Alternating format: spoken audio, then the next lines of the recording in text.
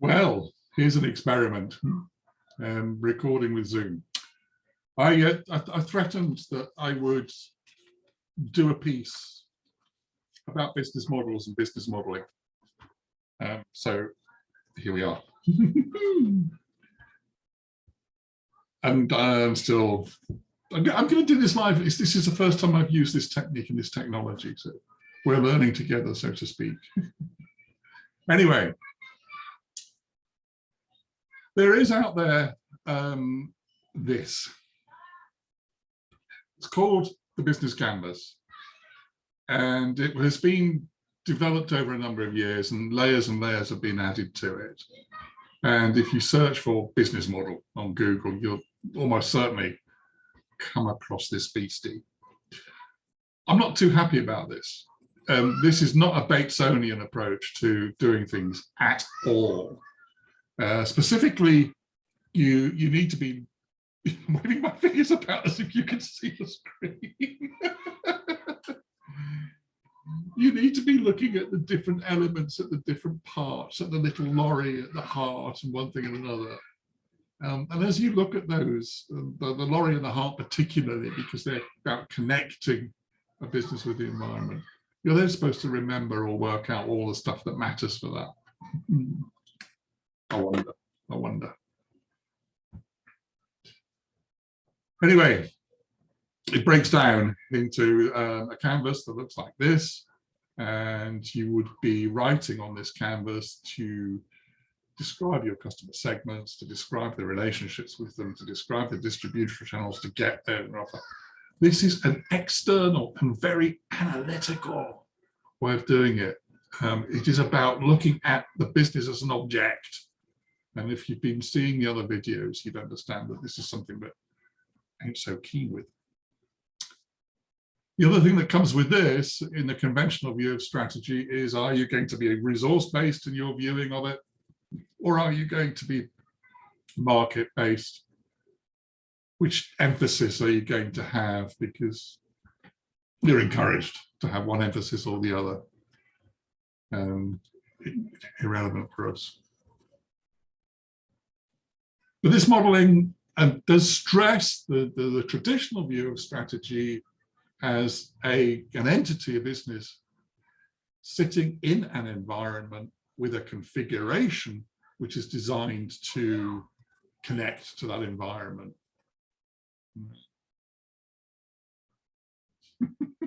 I can't help my feelings, can I? That is not what Bateson would have given us. Not what Bateson would have given us at all. And he would not like it. He would not like it. What do we have instead? Well, we're going to introduce a modeling to you, which when I was working and teaching in the business school, we called the leading following business modeling process, business modeling technique. And it starts off with a diagram in a book called Beyond the Hype by Eccles and Noria. Okay, here's the cover. Go find it, and go find it on Amazon or your favorite secondhand bookshop. Sorry, secondhand book website. Well worth the investment. It is a good book. I can't remember the page number, but here you are. It's figure 7.3. If you look at the top of the page, it's saying, look, to gain customer satisfaction, or rather, if we gain customer satisfaction, what follows from that is something that we're interested in, market share. Okay. Now I need to move this way a bit. There we go. As our market share goes up, then two things happen, provided the market's not declining, of course. One is our unit costs go down, and the other one is that our revenues go up. So enhancing market share is a desirable thing, okay? But it follows from customer satisfaction. If we increase our revenues and we reduce our costs, then happily, we increase our profits and our profitability. And as our profits increase, our share price or our value, inherent value of the business increases. And if you follow the outer circle at the bottom, as that happens, the cost of capital, the cost of borrowing reduces, and therefore we can afford to borrow more to invest more capital investment. As we improve our processes through that capital investment, then whoopee, we get better product quality, and that should lead to even further enhanced customer satisfaction. Okay. You can tell this is American because the notion of employee commitment follows from an increase in share price. So there's an assumption here that the guys are on some kind of incentive. And as the financial rewards increase, their commitment increases, and therefore the product increases.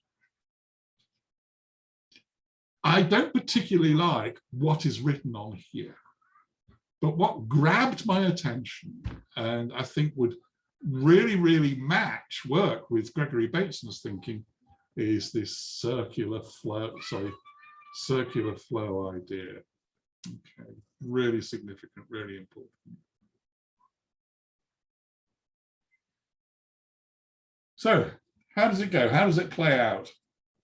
Well, what we would do in class is we would say, okay, guys, we're running a restaurant. In one of the earlier videos, you heard me talking about games I would play with the students and asking them what you needed to get a restaurant to run.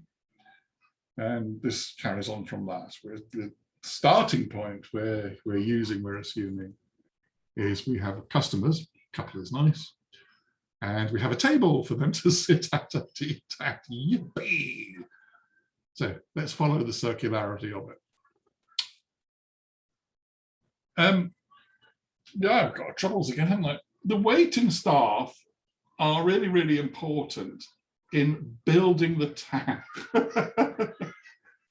What we're after is the client following recommendations from the waiting staff. Okay.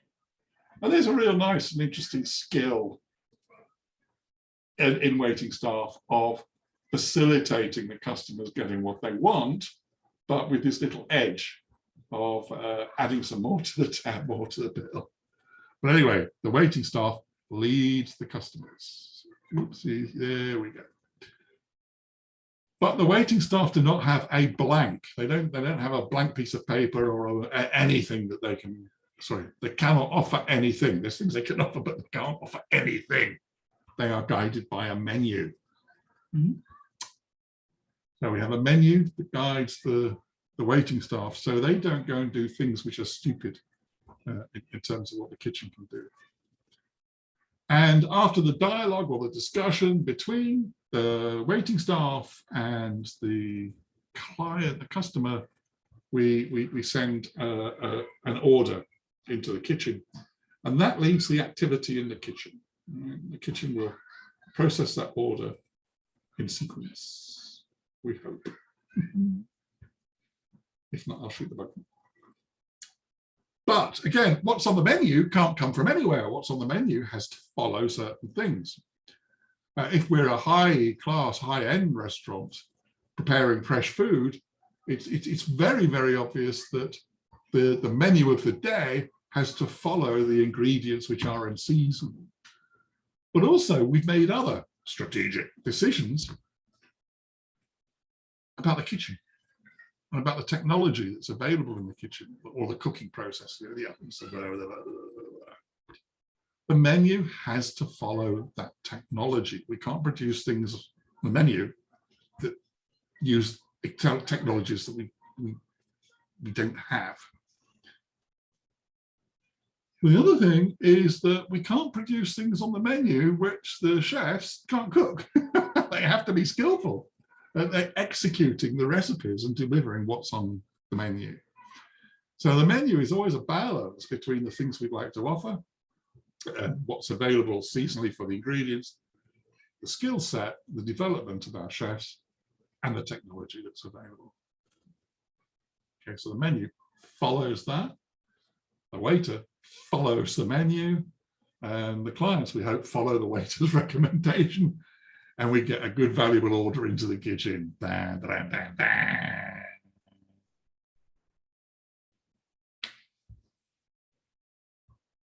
what kind of food are we serving? What kind of restaurant are we? We need to have a clear image of our cuisine.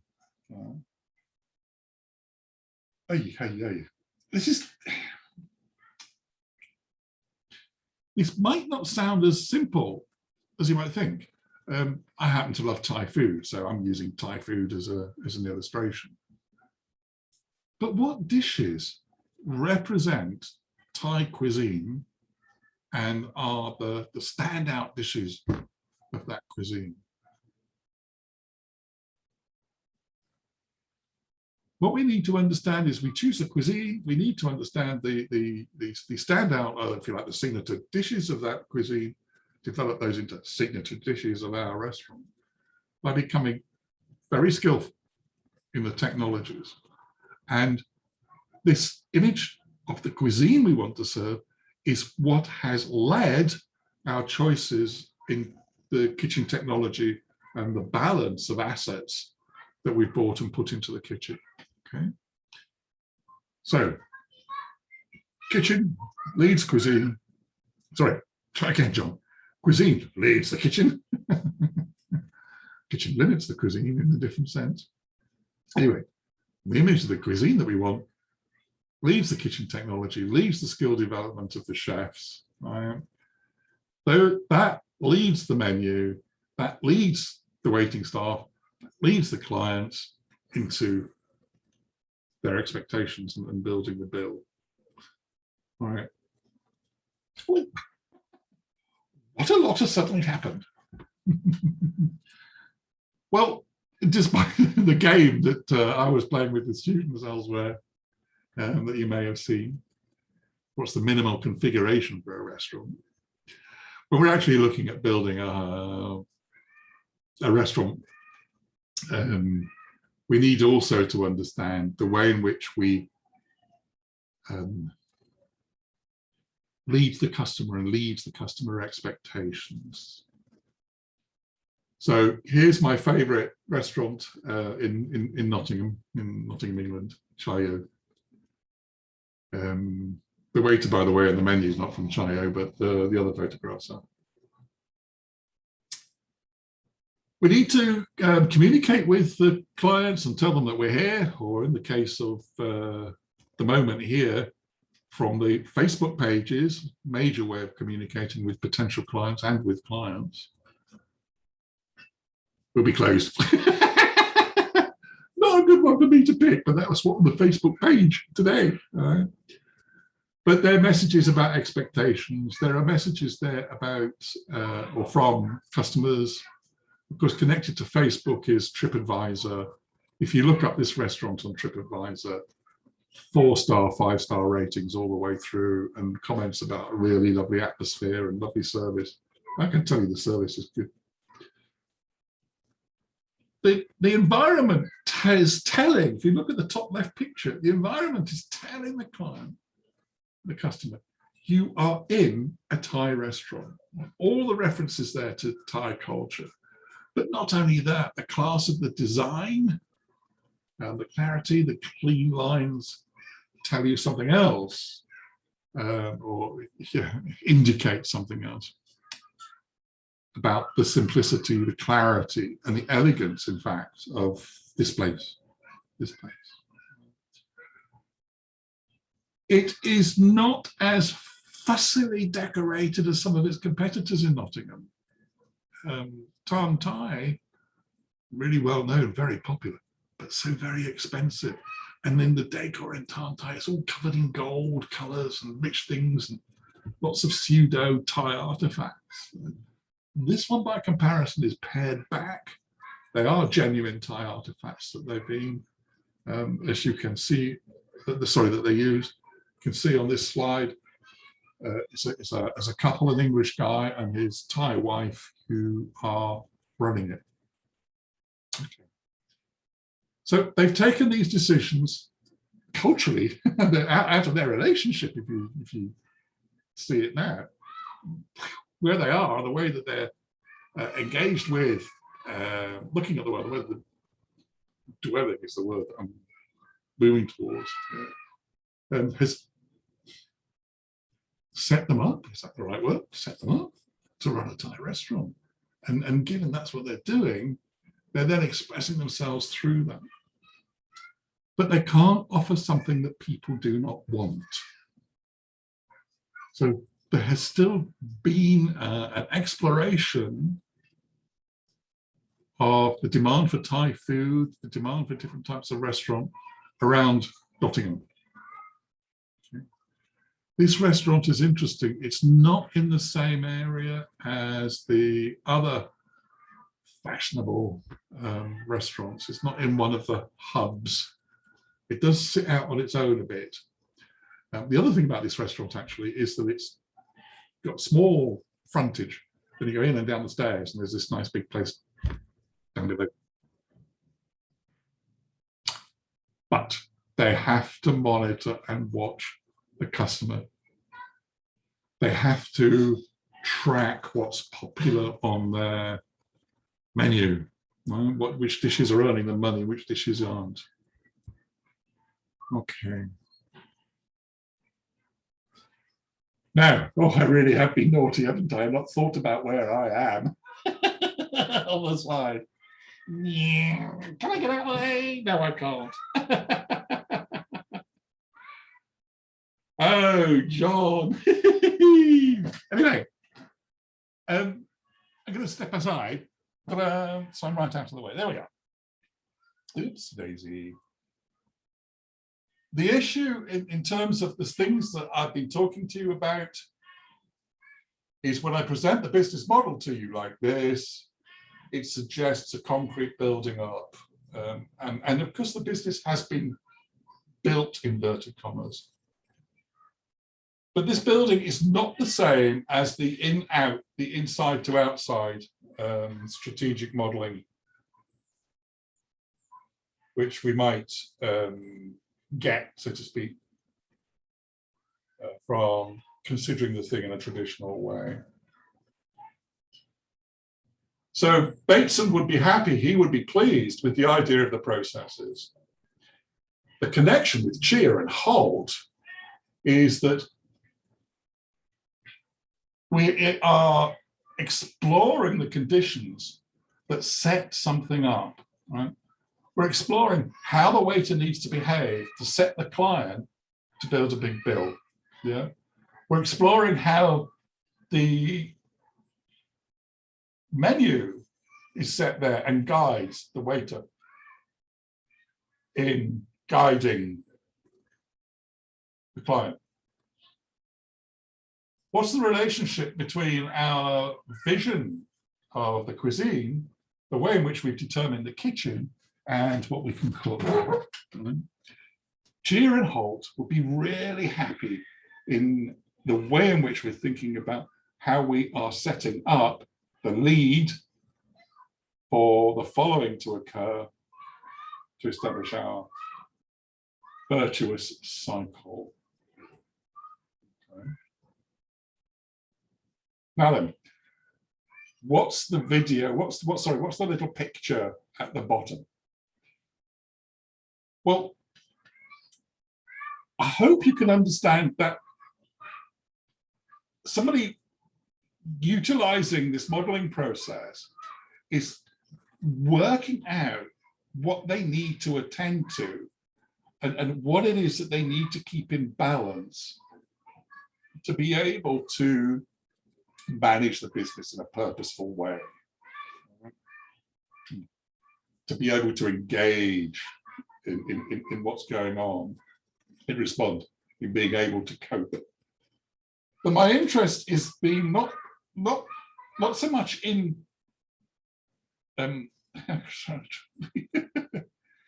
strategy per se. My argument in these videos is, how would Bateson get us? How would Bateson ask us? How would he want us to be teaching strategy? Now, this picture at the bottom is an experiential exercise that we used a lot with our students. Steve, who led our experiential trainers, he calls it bullring. I prefer to call it ball ring, ball in a ring, which is expressing a bit more. Anyway, let's have a look, and I'll explain to you why it is, for me, this is such a powerful learning exercise. Right? Whoops. Whoops, Daisy. John got it wrong. I'll explain it to you in the next video. For the moment, let me just say that you cannot move this ball from one location where it starts to another location, right, using these strings without dropping the ball. Because if you drop the ball, you have to start again. You can't do this unless you pay attention to more than one thing at the same time. And it's interesting to watch how some individuals find it very difficult to scan and to pay attention to what is happening. Anyway, to the slide you saw, but you didn't see just now. All right, why am I promoting this little invention of mine, this style of business modeling? Well, it helps us to focus on a flow, a flow of information or a flow of influence or a leading process. Right? I'll explain why the ball ring is powerful in helping us do that. The Canvas business modeling thing, which is much more in the, actually it's produced by an American consultant, but it's much more in the tradition of American styles of strategy making, very, very comfortably fits with notions of Porter and the value chain. But there are two things about it. It's static. It isn't dynamic. It doesn't explore how an entrepreneur, how business managers need to be tracking what's going on, watching what's happening. It doesn't explore coping at all. It's externally, well, heavily externally contextualized, and it's about configuration internally. It's an analysis of an object. It's not understanding the processes that people are engaging with as they're carrying through strategy, as they're strategizing, if you like. The other thing which I at least managed to demonstrate to students was, if you go to a restaurant and you stand in a restaurant and you watch it with this leading following thing in mind, when you come back into class and I say, make me a model, stuff gets recorded because students notice it and they remember it. It's there. You know, you can't put something down without, sorry, you can't think about what you're doing without putting something down. And the difficulty with the one we started with, the business modeling canvas, is it's so analytical. You just have to remember stuff. You have to remember stuff. You know? It doesn't pop because you can see it in your image of the business that you're thinking of talking about. Anyway, thank you. My first ever attempting to record a presentation with Zoom. I'll be doing another one in a minute or two, well, maybe half an hour after I've had some lunch. Thank you for watching. I hope you enjoy the series, and do take care.